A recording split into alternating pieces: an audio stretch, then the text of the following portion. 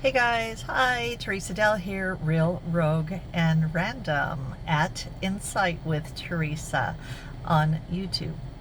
And a few other places. But anyway, I wanted to share a real quick story with you guys because we're all into this solar eclipse thing going on tomorrow, Saturday, October 14th. And I want to tell you my experience with the lunar or the solar eclipse being in totality, and that was in Jackson, Wyoming. So this is a few years back. I was still living in Wyoming, and I was not far from Jackson and Yellowstone Tetons at all, but I was visiting in California at the time totality was supposed to occur. Well, I thought, how many opportunities am I going to have to see the solar eclipse in totality in Jackson, Wyoming, the coolest of some of the most cool places on the planet.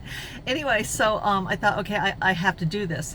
So with about 2 days notice, I decided to end my visit in California, and I gassed up my Jeep and boom, hightailed it, hit the highway and headed home to Wyoming. Well, when you go to Wyoming, as you enter into Jackson from the main highway south north towards Jackson, there is a big sign that says National Parks this way. But if you don't turn that way to go to the national parks, you just go straight. You keep going on this road, you're going to pass the hospitals and everything and go to all of a sudden where the road stops. But there's a big gate that's the Elk National Refuge or National Elk Refuge. And you can actually drive in to the refuge and see Rocky Mountain sheep when they're there. Elk, not as much of the antelope, elk and Rocky Mountain sheep and their babies. It's kind of like a little nursery for them. They feel very safe there. You'll see some wolves wandering around out there as well. But anyway, I thought of all the places in Wyoming I would want to be when it's in totality, it's at the refuge. So I got there about 45 minutes before the eclipse, and I pulled into this part way back into the refuge. I pulled into it, was getting my stuff all set up. I got some really cool videos from just my cell phone of the solar ribbons on the ground. Look that up. It's really a cool experience. Anyway, other cars came in. Not a lot. There's only about half a dozen of us. We all were sporting our little national park and eclipse sticker that we got at the entrance and all, which was pretty cool. It's still on my Jeep. Anyway, so here's an interesting story that happened, and I had to experience the wildlife. So basically, we're getting all ready, and all of a sudden it starts getting cold. It gets cold up in those Rocky Mountains at nighttime as the sun's getting the sun's getting blocked out, and it's getting closer to blackout. It's getting very, very cold. All the day birds quieted, all the day animals quieted, and you hear nothing. Then as soon as it starts going into full totality, you hear wolves up in the mountains calling. You hear the coyotes calling. You hear the night birds calling, okay?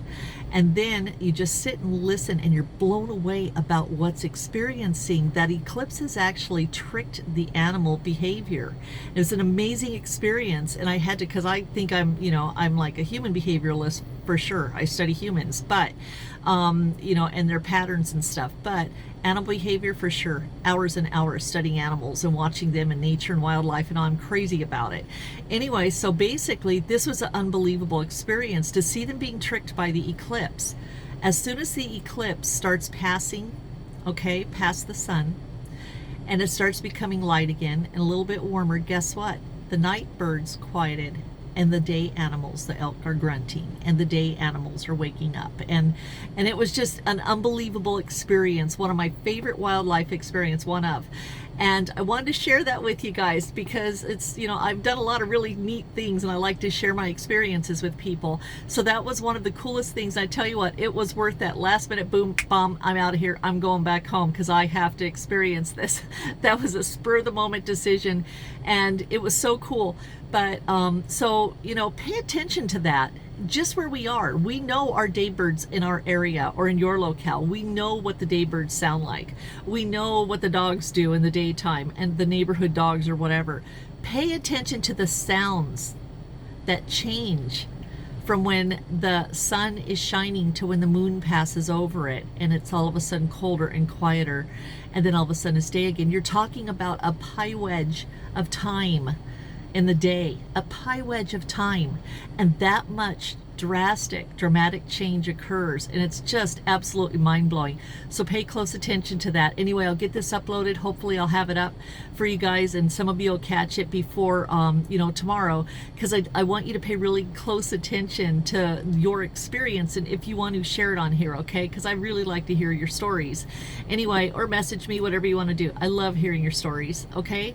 Anyway, you all take care. Hope we all made it through Friday the 13th, and happy full eclipse, and enjoy it. And you all, we're on the last half of October now, okay? Have a good one. We'll see ya. Bye-bye.